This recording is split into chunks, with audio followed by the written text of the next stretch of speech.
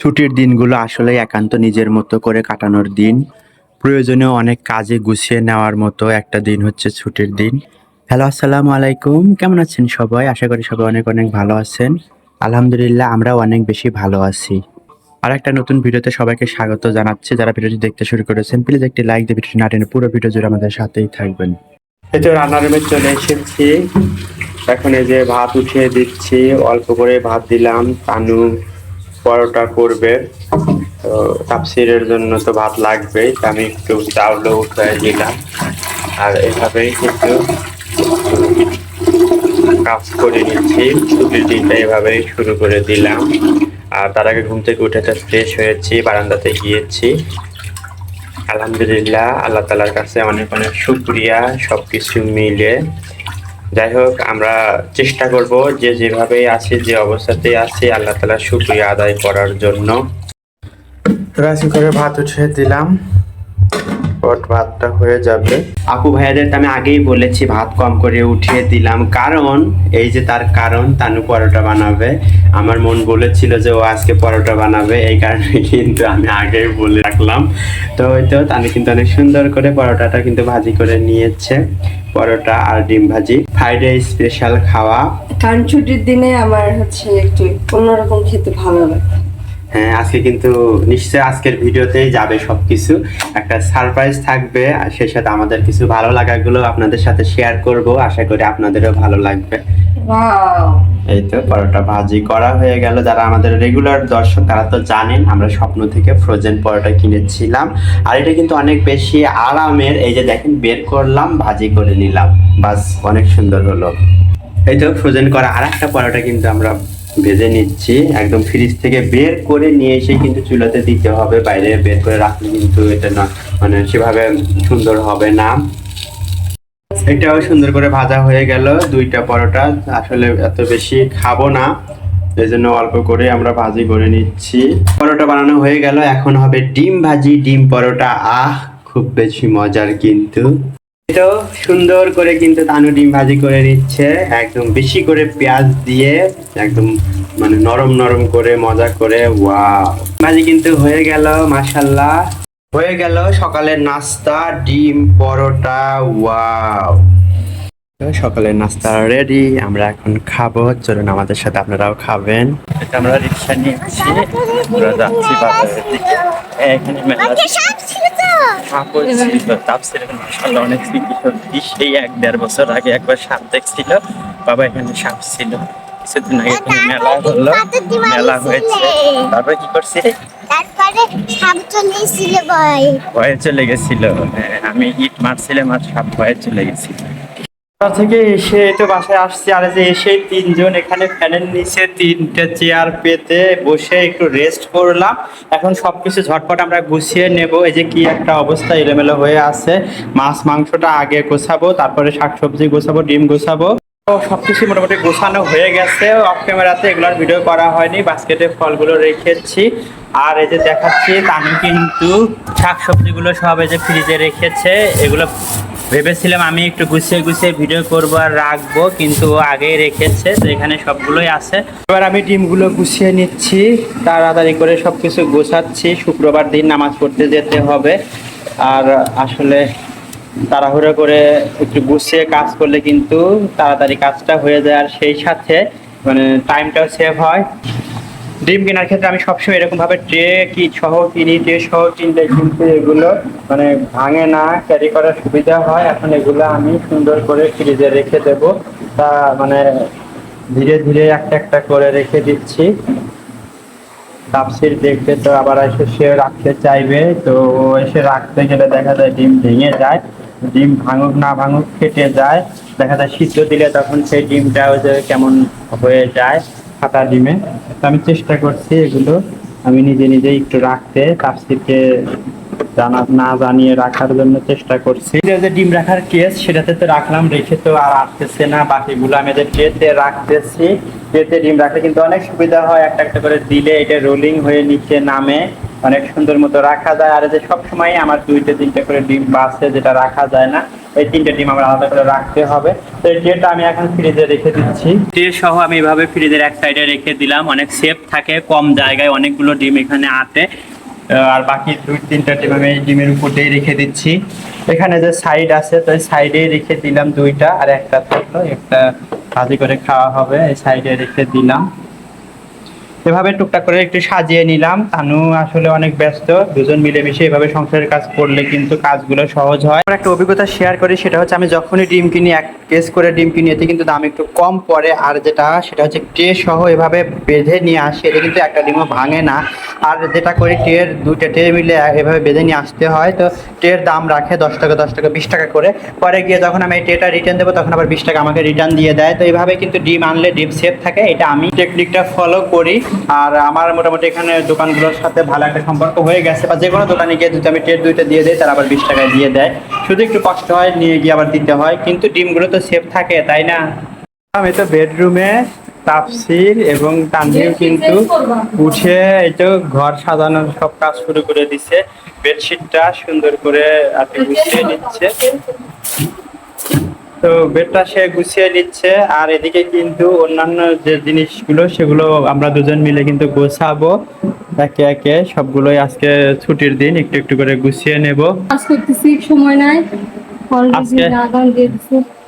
আজকে আমরা ঝটপট দুজন মিলে সব কাজ করে নিচ্ছি, তাড়াহুড়ো করে সংসারের কাজকর্ম করব। আসলে মাঝখানে আমরা বাজারে গিয়েছিলাম, বাজার থেকে মোটামুটি অনেক মাছ মাংস কিনে নিয়ে এসেছি, সবজি কিনে নিয়ে এসেছি। তো সেগুলো গোছালাম, আর বেডটা কোনো রকম আমরা রেখে গিয়েছিলাম, এখন আবার ঘর সাজাচ্ছি সুন্দর করে। সোফাটাও কিন্তু তানু এই যে গুছিয়ে নিয়েছে সুন্দর করে, আমি একটু দেখাচ্ছি। এক ফাঁকে কিন্তু সোফা গুছিয়ে নিয়েছে, রুমটাও একটু সুন্দর করে গুছিয়ে নিয়েছে। এভাবে কিন্তু আমরা চেষ্টা করি দুজনে একটু ঘরটা গুছিয়ে রাখতে। আর আমি বারবারই বলি যে রুমটা গোছানো হয়ে গেলে কিন্তু অর্ধেক মানে কাজ হয়ে যায়, দিনের অর্ধেক কাজটাই যেন হয়ে যায়। এভাবে কিন্তু আমরা একটু গুছিয়ে নিয়েই সব কিছু করি। আর বেডটা গোছানো মানে রুম গোছানোই হয়ে যায়। তো যাই হোক, এভাবে আমাদের কাজকর্মগুলো চলতেছে। আমাদের এই যে পাশের বাসা থেকে দুধ দিয়ে গেল, মানে আমরা কিনে নিলাম, 1 কেজি নিয়েছি, একদম ফ্রেশ টাটকা, জাস্ট একটু আগে দুধ দহন করে নিয়ে এসে দিয়েছে। তো সেটাই তানু জাল দিয়ে এই যে রেখে দিয়েছে, টাটকা টাটকা দুধ, মাশাআল্লাহ, একটা সুবিধা কিন্তু এইটা। আর এই যে বাজার থেকে নিয়ে আসা মাছ টাটকা টাটকা তানু রান্না করছে। এখানে কাতল মাছ আছে, এই পাশে পাঙ্গাস মাছ আসছে, 2টা মাছ সে রান্না করে নেবে, রেডি করে রেখেছে। রেডি হলাম, জুমার নামাজ পড়তে যাচ্ছি। মাশাআল্লাহ, আমার সাথে আমার ছেলেও যাচ্ছে। ও রেগুলার আমার সাথে নামাজ পড়তে যায়, বাবার ছেলে রেগুলার আমরা নামাজ পড়তে যাই। সবাই বলবে ছেলে টুপি পরেছে, বাবার টুপি কোথায়? এই যে আমার টুপিটা আমি পরে নিচ্ছি, দেখি তারা সারা এই তো আমরা এখন বাবার ছেলে নামাজ পড়তে যাচ্ছি। সবাই আমাদের জন্য দোয়া করবে। মাশাআল্লাহ। সবাই অনেক ভালো থাকবেন, সবার জন্য দোয়া রইল। যে যেখানে থাকি, আল্লাহ তাআলা সবাইকে হেফাজতে রাখুক। বাবা ছেলে আমরা নামাজ পড়তে যাচ্ছি ইনশাল্লাহ। ছোট অবস্থাতেই বাচ্চাদের একটু নামাজের অভ্যাস করানো উচিত। ছোট থেকে কিন্তু নামাজ পড়লে এটা ধীরে ধীরে বড় হলেও তারা এই নামাজের পড়ার। তাফসীর কেমন দুষ্টামি করছে, বাবা দুষ্টামি করো না, বলতেছে হাত শক্ত করে ধরো। আমি বলছি পড়ে যাবে, বলতেছে হাত শক্ত করে ধরো, তাহলে আর পড়বো না, এরকম করতেছে। আমরা যে মসজিদের কাছাকাছি চলে এসে নামাজ পড়ে বাসায় যাচ্ছি। তাফসীর আজকে মসজিদে গিয়ে একটু এরকম অন্যদিকে তাকাচ্ছিল, হাত দিয়ে ইশারা করছিল। তো আমি এরকম মানে এরকম বলছি যে না না এরকম করেন না, ইশারা দিছি। এখন বলছে আমাকে বকা দিছো কেন, বকা দিছে কেন? তাই তার মন খারাপ, রাগ, মসজিদ থেকে আমার হাত ধরে আসবে না, এই অবস্থা। গিয়েছিলাম নামাজ পড়ে এসে দেখি তার কাজ করে যাচ্ছে সুন্দর করে। সেটিতে যে ফ্রিজটা একদম পরিষ্কার করে নিয়েছে, ক্লিনার দিয়ে খুবই সুন্দর করে পরিষ্কার করে নিচ্ছে, মাশাআল্লাহ। আর তাফসীর আবার মাকে হেল্প করছে এভাবে। দুপুরে রান্নায় কি হয়েছে, ওয়াও, একদম টাটকা টাটকা তাজা মাছ কিনেছি আজকে। সবগুলো মাছই তাজা ছিল, কাতলও তাজা, সিলভার কাপও তাজা, পাঙ্গাসও তাজা। তো সব কিছুই তাজা তাজা মাছ, টাটকা টাটকা আমরা খাবো। রান্নাও কিন্তু হয়ে গেছে, কালারটা মাশাআল্লাহ অনেক সুন্দর এসেছে। আর ছুটির দিনে কিন্তু একটু এভাবে সময় কাটাতে বেশ ভালোই লাগে। আর এই ভালো লাগার সময়গুলো কিন্তু আপনাদের সাথে শেয়ার করি। আর এটাতে আর একটা আইটেম রান্না হচ্ছে, এটা কি রান্না হচ্ছে আমি বলতে পারছি না। এটা হচ্ছে চিংড়ি মাছ, চিংড়ি মাছ দিয়ে সবজি দিয়ে করেছে, আলু আলু চিংড়ি দিয়ে মেবি, আলু চিংড়ি না, ও এটা হচ্ছে আলু পটল চিংড়ি চচ্চড়ি। এটা কিন্তু অনগোয়িং, এখনো শেষ হয়নি, তাও মনে এই যে ছোট ছোট চিংড়িগুলো কিন্তু আমার কাছে অনেক বেশি ভালো লাগে, এই জন্য আমি ছোট ছোট চিংড়ি দিয়ে আলু পটলের চচ্চড়ি করছি। আচ্ছা, ওকে। বেডশিটটা চেঞ্জ করলে, পরিষ্কার বেডশিট কিন্তু পারলে অনেক বেশি ভালো লাগে। আর এই ছুটির দিনে এটা বেশি করা হয়, যেহেতু 2 দিন ছুটি, বেডেই বেশি সময় কাটে। তো এটা আমি চেঞ্জ করে নিচ্ছি। তানুও এক বেডশিট বেশি দিন ইউজ করে না, ধুয়ে ধুয়ে তারপরে ইউজ করে। তো এটা নতুন বেডশিট পেরে নিচ্ছি, পরিষ্কার বেডশিট পেরে নিচ্ছি। আর বেডশিট যখন বিছাবো তখন তাপসির এরকম করবে, বেডশিট আমি এরকম ভাবে দেবো, সে কিন্তু এটা নিচে যাবে, মানে এরকম সে করতেই থাকে। ছোট বাচ্চাদের কাহিনী কি আর বলবো। বেডশিট চেঞ্জ করতে গেলে এই কাহিনী প্রতিদিন ঘটবে। যখনই বেডশিট চেঞ্জ করতে যাবো, এই যে পণ্ডিত সে এরকম ভাবে সারাক্ষণ বেডশিটের মধ্যে থাকবে, ওঠে না ওঠে না, কি একটা অবস্থা। মানে আপনাদের সাথে কি হয় জানি না, আমাদের বাচ্চাটা এইরকমটাই করে সব সময়।